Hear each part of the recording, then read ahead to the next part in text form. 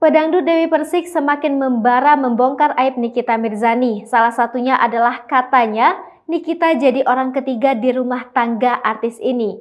Wah, siapa ya? Saat melakukan Instagram Live, tak jarang Dewi Persik memang menyenggol Nikita Mirzani.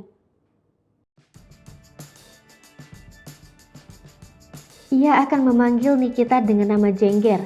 Panggilan itu sering terdengar dari orang-orang yang memiliki masalah dengannya. Kali ini Dewi Persik membongkar rahasia yang cukup mengejutkan.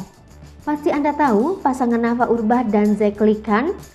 Nah, pemilik Goyang Patah-Patah itu menyebut rumah tangga keduanya retak karena Nikita.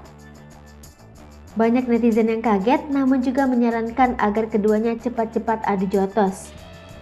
Langsung aja baku hantam, ngapain sindir-sindir dari sosial media kalian berdua. Karena kita suka keributan, no bacot-bacot, dan tolong jangan ada damai secara keluarga karena kalian bukan satu kartu keluarga.